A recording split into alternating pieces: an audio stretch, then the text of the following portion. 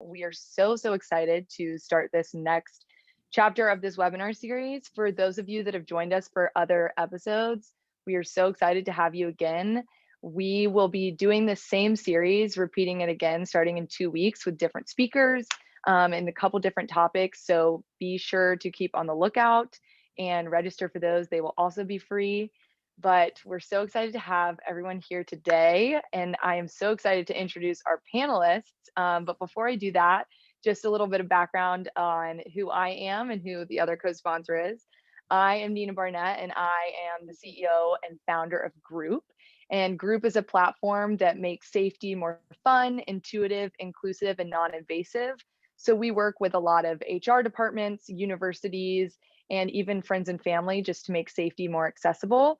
And one of the main reasons we wanted to do this webinar series is because safety also relates so much to mental health and making sure that you feel safe within yourself and where you work. And we really wanted to focus on so many of you that are in HR departments or even just managing teams or even just a working professional. So we are so excited to have you here today. And I know I personally have loved having this ongoing series, but I'll pass it over to Nikki to introduce herself as one of our other co-sponsors. Hi everyone, I'm Nikki Larsher, co-founder of Define the Line. We are a company that's on a mission to eliminate workplace harassment.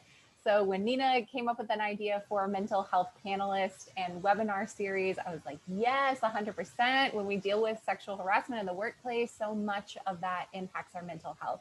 So excited to be here. I'm not going to take up any more time because these panelists are amazing. I'm going to be scribbling so many notes over here. So thank you all so much for being here, and I'll let Nina take it away from here. Awesome. Thank you, Nikki. So I'm going to introduce these panelists, and these little bios do not do any of them justice, but without further ado, we're so excited to have Harvey, who is a passionate mental health advocate and the executive director of Made of Millions Foundation. Made of Millions is a nonprofit organization on a mission to change how the world perceives mental health. You've probably seen us promoting Made of Millions. They will be publishing this series later on. So we're so excited to have him. He is also the co-founder and executive creative director of the New York City-based Ready, Set, Rocket. His thoughts on mental health reform, digital innovation, and creative approaches to advocacy have been featured in leading publications, including Fast Company, Refinery 29, Vice, The Independent, Adweek, and Forbes, amongst so many others. And we're so excited to have Aaron this week. We are also joined by my friend Kelly, who I was actually hired by once upon a time. But Kelly has spent her career building teams that built great companies. People are always at the center of that endeavor. And at these unprecedented times, taking care of our greatest assets, our people, are more important than ever. Carbon, where she is the head of talent, is an innovator in the space of 3D manufacturing. Carbon has never shied away from a challenge, and what they are experiencing now is no different. A renewed focus on how they can best support their teams and individuals is how they quickly morphed into a distributed company with a main focus of Carbon's people team in 2020. And we're so excited to have Kelly this week to talk about how she has been working through COVID. And then last and not least, we have Noel Ibarra, who is a wellness program manager at RTI International, a nonprofit research institute dedicated to improving the human condition. She is also a certified in mental health first aid from the National Council for Behavioral Health. During her time at RTI, she piloted and implemented a global EAP program for a diverse multilingual population and launched multiple cross-institute collaborative efforts to promote mental health in the workplace. Her work led to external recognition in 2020 for RTI's commitment to holistic well-being and mental health, including the Outstanding Culture of Wellbeing Award, Healthiest Employers finalist, and Best Communications Award for a holistic campaign focused around RTI's EAP program. We're so excited, and Noelle is actually from my hometown also. So that's so exciting to have someone from Raleigh on there. But without further ado, I would love to just jump into some of these questions. These are all questions from attendees, and there may be some time at the end if any of the attendees you have extra questions. Feel free to think of those and jump in on the chat if you have anything to say. But to kind of kick things off, Aaron, I know this is something that you've spoken to just, on your personal Instagram and through Made of Millions and so much, but How do you think we should break the silence and stigma for mental health issues? Hey, thank you so much for having me. Um, it's a really difficult situation in context of the workplace because there's a lot of obviously fear of kind of pushback and whatnot, and different stigmas and intersectional stigmas that can come from that. But I think it really starts from the top down. I mean, I remember my own personal sort of story. Like I was running my own creative agency, and I knew when I hit the wall and I was going through my own mental health crisis that once I figured out what was going on and how to like treat myself, then I had to, as a leader in a company, I had to step up and make that known just, for people in my company, but also in the industry. And so I do think it really does start at the very, very top, where that wall can be torn down. Otherwise, there's just a lot of, there's too many questions people have about what they can and can't do if it's not at least starting at the top.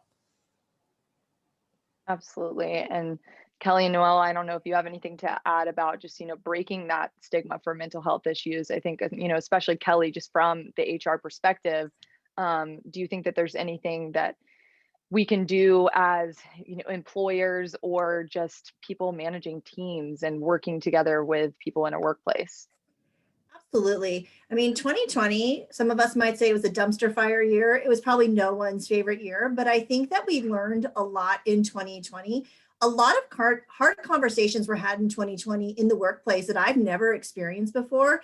And I give that, I think, it was hard, but it was so fruitful. And I think there were many stigmas that were addressed in 2020. Mental health issues for sure, as we became alone. We weren't in an office with our coworkers and friends anymore. How do you manage family and work and dogs jumping in and all of those kind of things that happen, because we had so many other hard conversations in 2020 around racial inequity and all of those kind of things that were happening.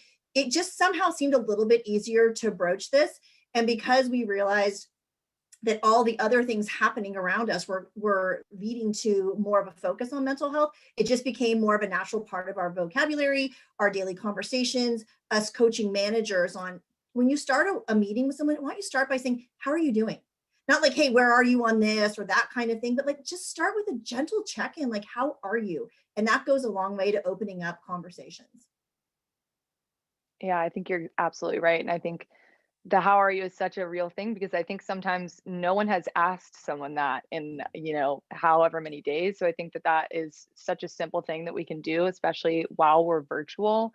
And, kind of for all three of you, what support do you think that maybe an employee should ask an employer or their manager when there's so much redundancy and just burnout in terms of COVID times? Like, what do you think someone can ask their manager, or what can managers, keep an eye out for if one of their employees is asking to just help aid someone in their mental health journey?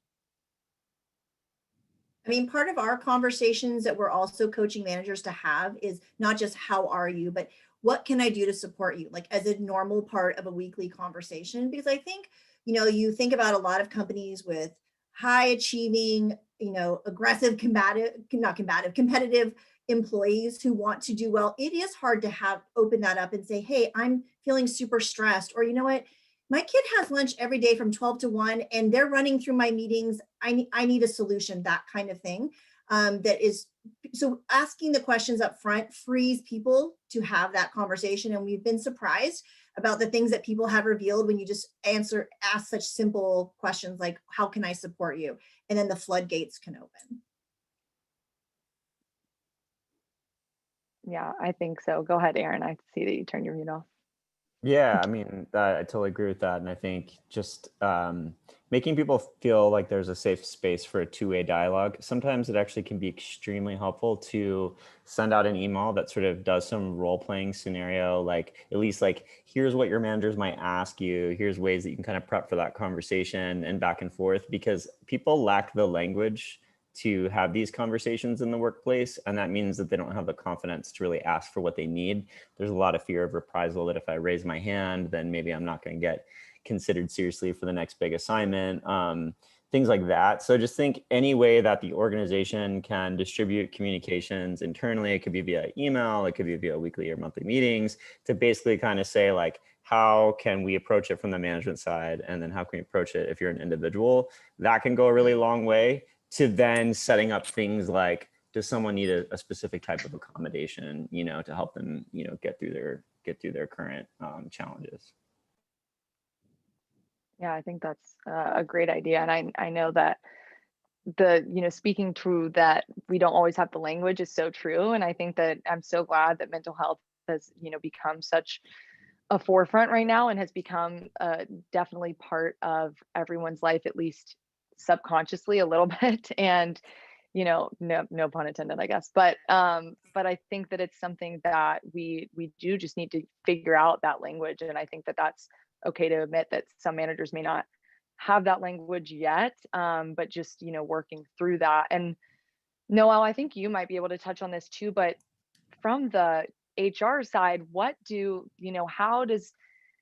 how does the HR department deal with their own mental health issues while dealing with employee problems? And, Kelly, I'm sure you can speak to that as well, but, what is something they can do to just make sure that they're also taking care of themselves while taking on the burden of some employees' problems? Yeah, thank you. So I will add really quickly, just to kind of touch on what Erin was saying. I think, modeling the conversations is really helpful. There are some folks who are just not equipped, maybe don't have the ability to have some of those conversations. And so when we're coming to our managers and saying, or the manager saying, what can I do to support you? But they might not be ready to, to do those actions. So I think even some of that training and empathy is really important, to be able to learn how to actively listen and make sure that folks understand how to respond to that with empathy. And then, making sure that the managers know what those resources are that they can really refer the person to. So they may, for us, that would be often the EAP resources, to make sure that they can say, if you're having a hard time, here's how to get that extra additional support. And we do, as Erin mentioned, a lot of that through, making sure that we're emailing our HR human resources business partners and cascading that information down. As far as our HR professionals, you're absolutely right. I mentioned our human resources business partners, they can tend to get a little bit exhausted with trying to support all of these folks. And so I think it's really important that I know this has kind of become cliche to say, but, reminding folks to sort of put their oxygen mask on first, because it is going to have some serious consequences if they're not, caring for themselves, to be able to continue to care for others in the long term. So making sure that they're thinking about, reminding them to take their PTO, reminding them to take advantage of their flexible work schedules if they need to, take breaks from their work, take self-care breaks for themselves, and, think about, what is it that I need to support myself, and creating those boundaries for yourself. And if you're having trouble with that, yeah, maybe you reach out to another colleague and ask them, or reach out to the EAP yourself and look for some support there. Kelly, I don't know if you have any tips and tricks I from being in agree. that position. Yeah, I mean, I agree. And I think it's one of those things you typically end up in HR because you're the kind of person who wants to help people. You're the kind of person that tends to say yes, yes, yes, when maybe 2 yeses ago you should have said no. So I think it is really that self-awareness of taking care of yourself. The self-care is so important. Using the support of your other HR team members who understand what you're going through, who can talk you off the ledge for 5 minutes so you come back and hit it again, that kind of thing. I think it's just really being aware and walking the walk and talking the talk. We are offering all of these things to our employees to help them navigate these uncharted territories. We should be taking advantage of them too.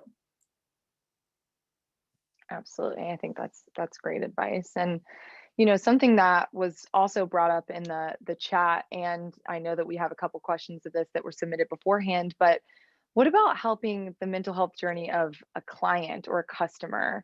I know that that's something that, it might be out of bounds for some people, but when you're working with someone directly and it's someone that you are supporting, and you maybe are an HR firm that's supporting a client, what is the best way to go about that? Just because you want to maintain the sensitivity, you want to maintain that relationship and that trust and not overstep any boundaries. What is the best way to approach those situations?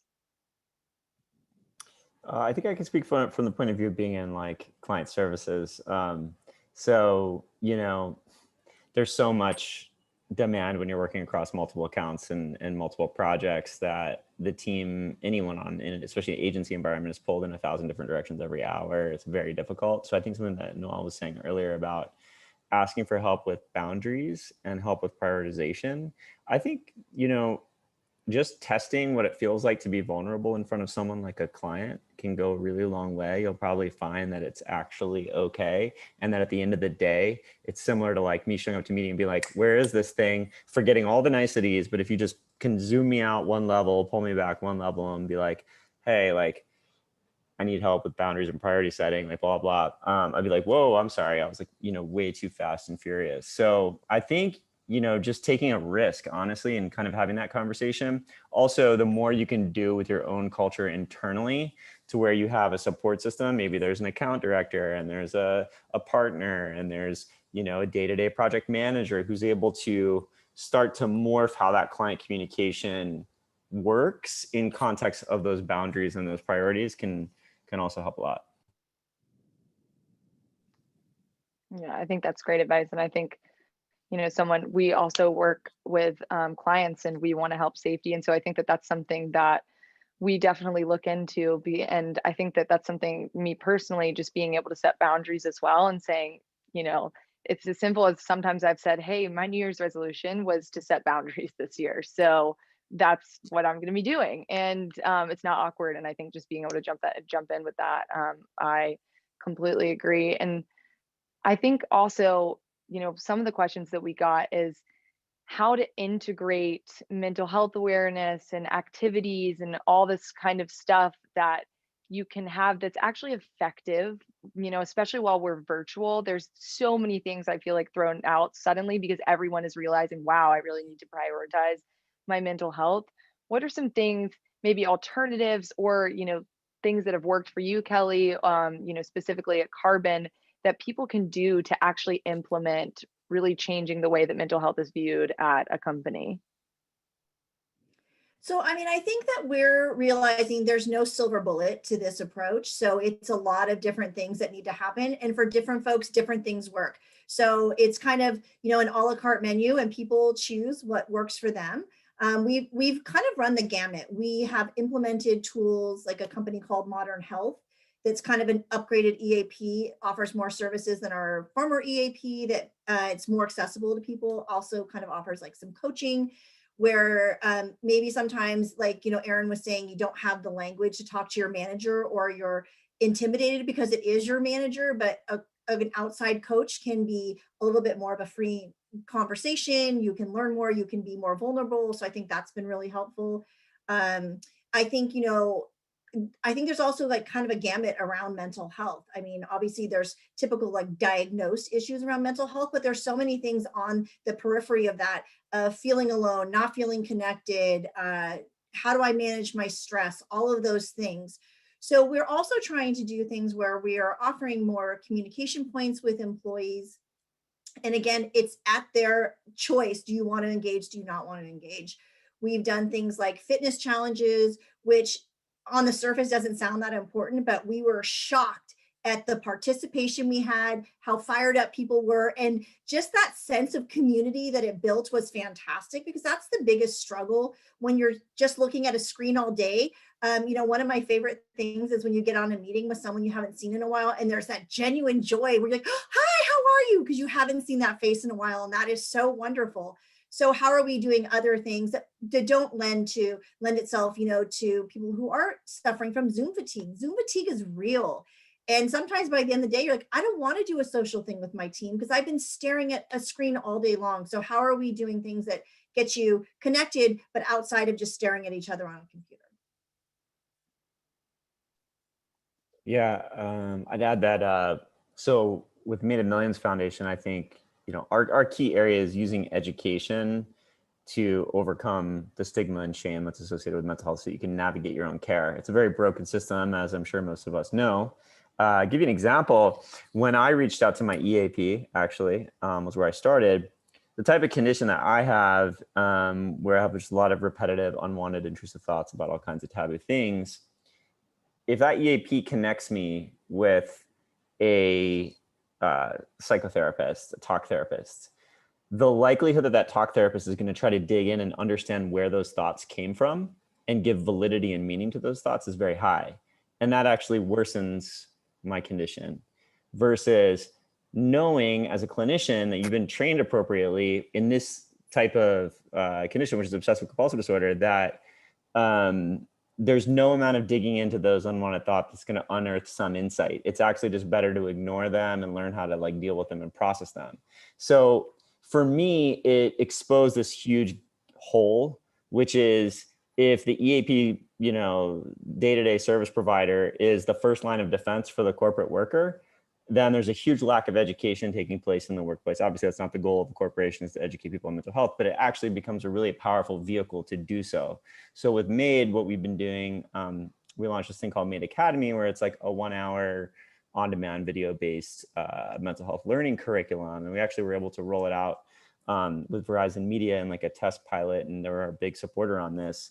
And to know that we actually can give people the understanding of different signs, symptoms, and then what are the appropriate types of clinical interventions so that then they can actually go and seek those things or take a deeper dive, actually gets them one step closer to navigating that system properly and avoiding a misdiagnosis or avoiding, you know, wasted time and money when symptoms get worse. So all the programs surround that. I think for us, it's like, how can we as a charity focus on delivering really high quality mental health education that is clinical in nature, because it does get to the heart of what people need to know to navigate.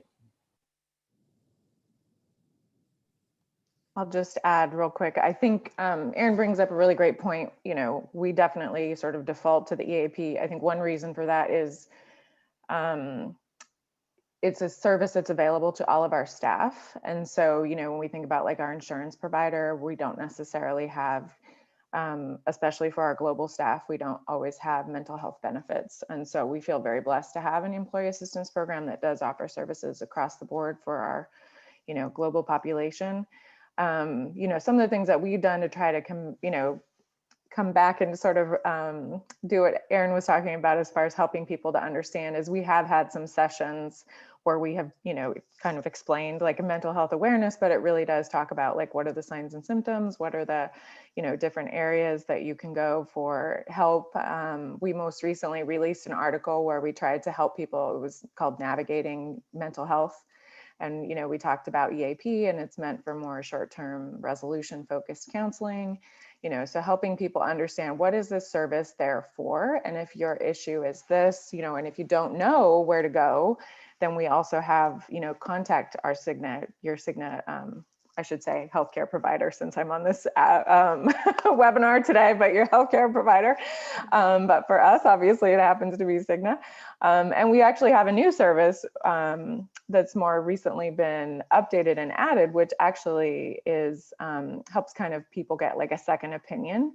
And they've added mental health services there as well. So if you've, you know, talked to somebody, you can contact them. I actually just had a conversation with a gal last week, and she was trying to figure all this out for her young son. And so I connected her with, you know, our healthcare provider, but then I also said, you know, I would really encourage you and invite you to try out this, you know, secondary opinion service that we offer, so that you can make sure that your son's getting the proper care for whatever issue he's dealing with. So I also wanted to add that we also have done a lot of work with our employee resource groups. And so when I think about an entry point, you know, we have a lot of folks in those groups who are they're in the group for a reason. They're passionate about, you know, whether it's young professionals, whether it's our accessibility folks. We have a Black employee resource group, and I've done presentations about mental health for pretty much all of them, but some of them have come to me with more specific needs and requests. Our Pride group, they also wanted to make sure that, you know, how am I going to be represented if I do contact the EAP or if I'm reaching out for services? So, and some of them wanted to have more specific sessions about mental health awareness and what those services were that were available for their specific group. So they felt more comfortable and safe in that space. And then they could ask questions, and, you know, those questions were just kept within the group. So just a couple of things that we've also done for strategies.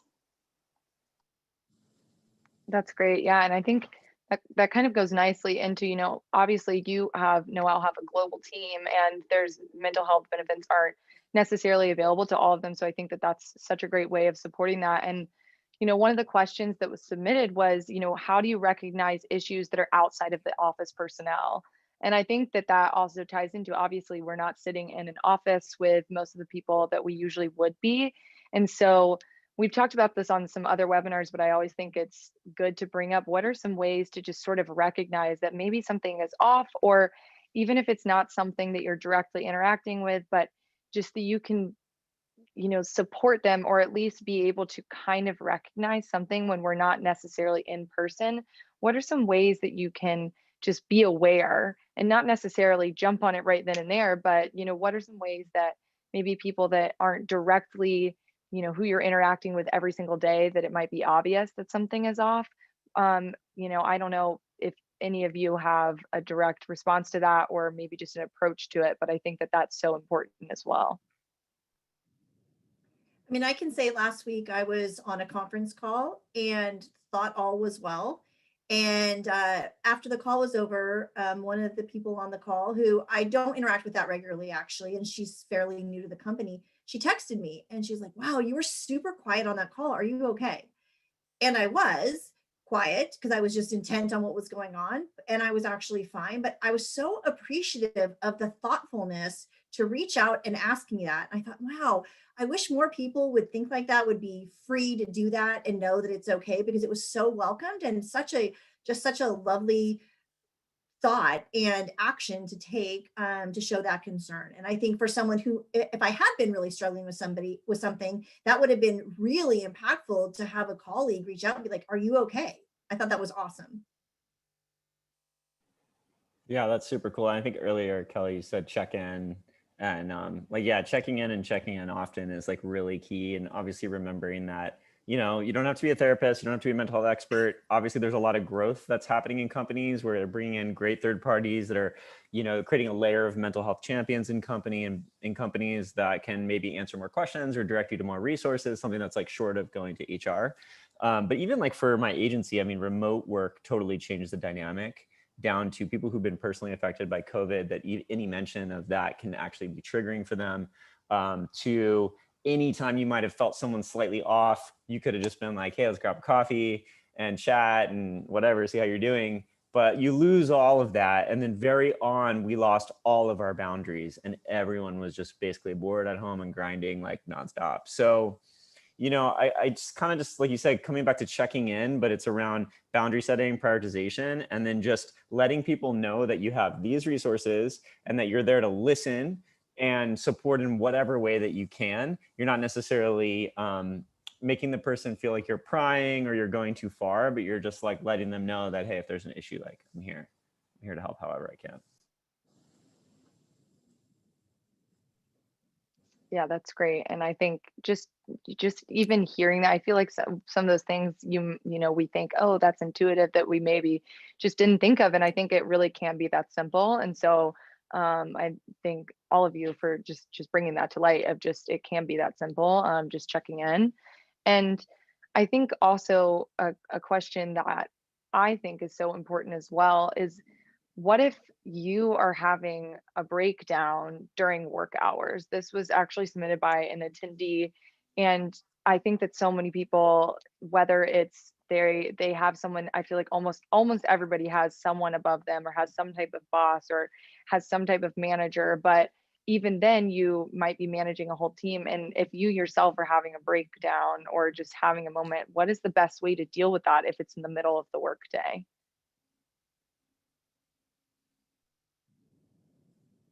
I mean, I'll step up on that. I lost my dad 6 months ago, and there have been many moments that have been very challenging for me, and I'm incredibly grateful. I don't know, I definitely lead with my heart and wear my emotions on my sleeve, so people are pretty clear on where I am at any given time. But there have been times within my own people team where something has come up and I've just lost it, like just crumbled and fell apart, and was so grateful that I felt safe enough with that team that I could just have that moment, fall apart, and then get myself together and get back in the meeting. And so I think there's a lot to be said for that team that you are a part of, that makes you feel supported, that makes you feel like you can be yourself. I mean, I went through a hard time, and there are moments, anybody who's been through that kind of loss and grief knows you never know what's going to trigger it. And there's just something you just like, wah! So I don't know if they make that noise, but you know what I'm talking about. And I think that just knowing that you're surrounded by people who aren't going to judge, who get it, who let you just power through, and it's just really important. And people, no one made me feel uncomfortable when it happened. I'm sure they felt awkward because here I am crying on a Zoom call, but it was just a momentary lapse, and then I got myself together. And I think giving people that time to kind of rebound is also just really important. Yeah, I mean, I think just building on that, if you're in a company right now and you feel like there isn't a clearly communicated escape valve for you in that environment, then you can actually do some work in advance, share some links with your HR group or dig some things up for how a company might tackle that. You have opportunity to kind of be like a change maker in the company. HR has done an amazing job stepping up and dealing with employee mental health, which is not something that was on their, job task list, 2 years ago. It's increasingly become, so pretty much HR has stepped up, but also individual champions. And I think we've seen as a charity where when we can come in and make an impact in certain cases, it's largely because someone just believed in the cause and stepped up and made it happen. And that person has largely been, highly respected and appreciated by the executive management in those companies because they took that initiative. So I do think there's work you can do before that might help set the groundwork. And then also just having a confidant. I mean, obviously, if you're new at a job, that's difficult and you'd want to lean on HR or an owner or something. But, I've certainly been there, and other people have, like, texts, dude, I needed X amount of time, blah, blah, blah. And like, that person can step in and like pull some strings and make something happen for you. And trying to invest in that person is good. And then if you do take a risk and you do have to take time off and it's met negatively, then maybe it's time to look at other work environments if you have that luxury to do so.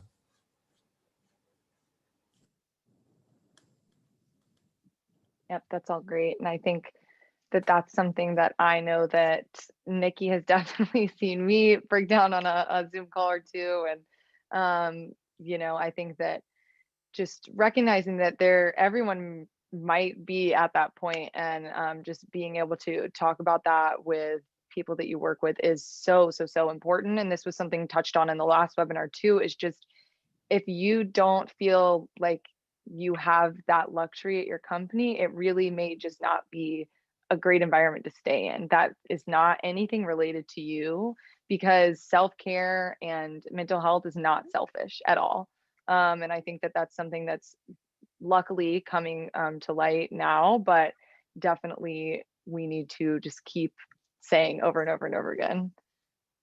I just wanted to add real quick, this wasn't necessarily a crisis during the workday, but I had a colleague recently who did kind of show up differently on a meeting, on a call, and I'd asked her a question and she kind of had this like shutdown response, and I didn't really think anything of it. Isn't that so true? How we often think, we're thinking more is happening in someone else's head than really is. But she reached out to me later and she said, can you call me? And she apologized to me, and I was like, well, there's no reason to apologize. I was fine. But I did thank her. And so I think it's also really important to have like that reciprocal, where I just said, I really appreciate, kind of going back to what Erin was saying, setting up those conversations and like creating that space. So what I was trying to do was say to her, like, hey, she's actually a very quiet person.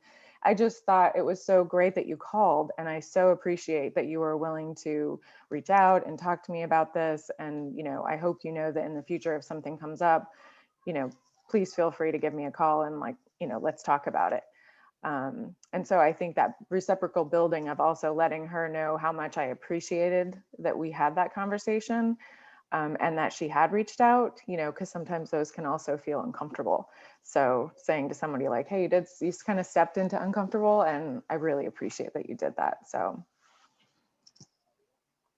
Yeah, that's great. And I think, there were a lot of questions that we had that addressed, how do people address mental health issues if they suspect it? And without overstepping boundaries. And I really think it comes back to just that simple check-in. You don't have to say right off the bat, hey, I think you need to see someone. And I think, Erin, you specifically touched on that, just with your own personal story. But I think that that's so important. Just coming back to the simple check-in can really move mountains, in a way. And before we kind of jump into a couple questions from the chat, Erin, I would love if you would just, obviously I know we don't have all the time in the world, but just kind of dive into how you sort of recognized, that you had this disorder within yourself, and how you, worked it out when you were just figuring it out. Because I think so many people are, suddenly realizing these things about themselves, or maybe being diagnosed with something and just trying to grapple with that. I would love to just hear a little bit from your story. Yeah, sure. I mean, I think it's a cautionary tale in like the workaholic, where everything's like super buttoned up and the work is always pretty spot on.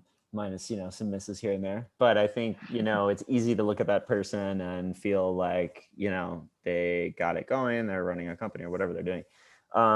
It was something I dealt with since I was a very young kid, like 8, 10 years old, kept the lid on, never shared with anyone until I finally broke with it around like 33. So that was, yeah, I think, just all the stigmas that, we're all familiar with, that kept me so silent on how taboo those topics were. So I think it's just also recognizing that the workplace is an amazing vehicle to reach someone like me. When I think of, what's the best case scenario, I'm in 9th grade and I watch a video and it teaches me that a lot of people have unwanted intrusive thoughts. It doesn't mean that you are those things. And if they bother you, here's a path forward. Like that would have saved me over, 2 decades of my life. And so I think since we don't have that in schools, to be able to bring that kind of education into the workplace, where someone is sitting there just like I was, maybe they're behind a counter at Chipotle wrapping a burrito, or maybe they're, an executive at, GM or something. I mean, the idea that through mandatory training, you can actually plant that seed in their head, I think is really, really powerful. And that's where you've got executive commitment, you've got, policy, and then you have like the culture and the wellness and the access to benefits. But in that middle piece that's still just really missing is education. I think that's what really can go the distance for people. Absolutely. And I think education is so important. I think, I hope that, it comes down to like kids are also being educated and going, colleges are implementing that as well. I think it's so important, and I'm glad that it's coming up now, but I think that we can always do more. So to kind of jump into a couple questions from the chat, Kelly, I don't know if you would maybe have some insight on this, or maybe Noel as well, because you have a global team, but I know, Kelly, as well, you have teams over in Germany and things like that, working with some of your customers. But if you have an international setting, whether it's you have clients in a global setting, obviously there's just so many different takes in every country, there's different customs, all that kind of stuff. What is a good way to still support people's mental health when there is kind of that barrier? I don't know if any of you have insight on that, but that was one of the questions that just came through. Thinking Noelle might be better with her global approach that she's taken. I'd love to hear more what she's done, to be honest. Well, it definitely can be a challenge. I will say that. I had a wonderful opportunity to actually travel to and live in Jakarta, Indonesia for a while to implement the program in Asia for our EAP.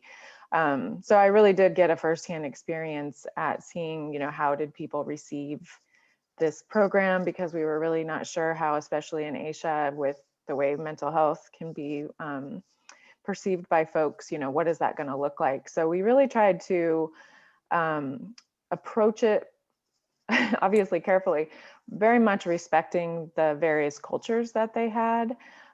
We ended up bringing in some speakers about, topics like mindfulness and things like that, and then have that be sort of our introductory conversation into our employee assistance program and some of the other benefits that offered in mental health, and open up the conversation. One of the more remarkable experiences that actually did happen for me in Asia is, for all the concern that we had over mental health, I actually went to one of our project locations, and there was a young man who shared his experience with trying to commit suicide at one point in time in front of all of his colleagues, and had shared that he was so happy that we were implementing this global benefit because of the lack of mental health support for folks. So even I was surprised, right? I'm going in there expecting that I'm going to get a little bit of pushback, and I'm actually getting some great, really open-hearted and real conversation. And so he ended up coming over to one of our other locations and just to visit, and we invited them to join the session about the employee assistance program and the mindfulness session. And he had already shared this story with me, and I don't speak Bahasa Indonesian, but I knew the story. And so he got up in front of this group of folks and shared his story about having tried to commit suicide, and how important that these mental health benefits were. And I just felt so blessed, because despite the language barrier, I sort of knew exactly what he was saying, and it was really profoundly impactful on the room, and how this program was received. And so of course we can't have those experiences everywhere, but we did try to go to these different project locations and different country locations and really talk to people about where they were, and not put something on them that sort of looks like a US focused solution. And as we continue to communicate, it's, we're always trying to be really careful about how we message things, making sure that things are culturally relevant. What kind of photos are we using?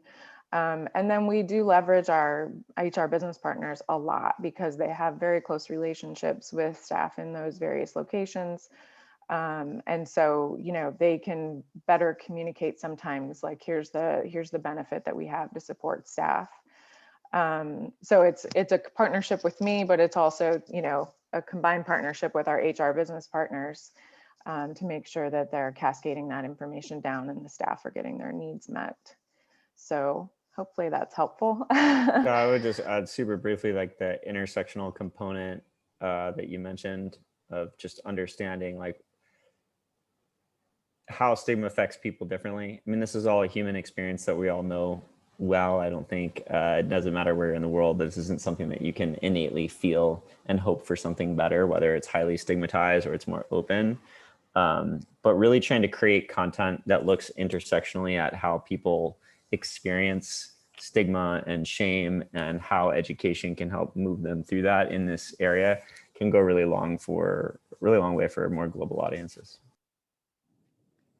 There's also something so powerful about somebody being brave enough to share a story like Noel just talked about, to break open a conversation. It's always like, who's going to go first? We've seen that in many things that we've had, where we've done things like on National Coming Out Day, and we do a round table and someone's the first one to share like a really painful story, and then the breaks open and people are able to be more forthcoming and vulnerable. And I think that's really important. So you always just kind of hope that in each group, there's going to be someone who is willing to be that first person. And how are you setting up the conversation so someone feels comfortable enough to be that first person to speak? Yeah, I appreciate you adding that, Kelly. The word that's coming up for me right now, and I meant to say it before, but is just trust, right? We're trust building with our international colleagues, and really setting the stage for that. They have a lot of trust with our HR business partners. And then, not every company can afford to send somebody over to Asia to implement programs. I totally understand that, but it was a great opportunity for us to, come over into their space and try to understand where they were coming from. What can we do for you? And what does this look like in your space? And that built a lot of trust, I think in the short term with our Asia staff, and then in the long term, just our other staff recognize the value of that experience. Well, and it's cool the message it sends to the company at large, the investment that you're willing to make. I mean, just that I think starts with the trust factor and people being more open to hearing what you're trying to roll out or implement, et cetera. Yeah, I actually remember a colleague in Jakarta who shared after, we did this whole presentation, and she came up to me and she said, and I mean, people love working at RTI, but she said, this just really renews my trust and how much RTI cares about their employees. And it just spoke volumes to me how much that meant. Like, she really clearly felt like this was just a really meaningful thing about how much RTI cared about them as employees, and that has so much value. So I mean, at the end of the absolutely. day, it doesn't matter how cool your product is or the service you offer. If your employees are not happy and engaged, you don't have a successful company. So it is critical that that is at the forefront of every action and every plan that a company does. I completely agree. And I think that that rounds it out so well. I'm going to quickly just share my screen with some of the contact information, but Nikki put in two links into the chat. One is for our next webinar that'll be in 2 weeks that restarts the sequence with new people, and we'll be talking about helping yourself before you help others. So really tapping into that mental health side. If you need some advice for yourself, obviously the questions always come from attendees, so we would love for you to join for that. And also, if you go to the other link with getgroup.com/webinar, you will get a download. It's completely free. We will not spam you or anything. It just has a bunch of the resources that we've compiled from all of our panelists from the sequence, and will be super helpful. It has everything from Made of Millions, some stuff from Noel, and we are so excited. It will also have all of their contact information if you haven't found enough time to screenshot this screen. But I will quickly stop sharing. But I just wanted to say thank you again so much to these amazing panelists. We have loved having y'all, and I hope that we have you again later on in the series. And I just thank you for speaking so candidly on so many different things, and hope that everyone has a lovely Tuesday. Thank you. Thank you. Thanks Thank for you having so us. much. Thank you.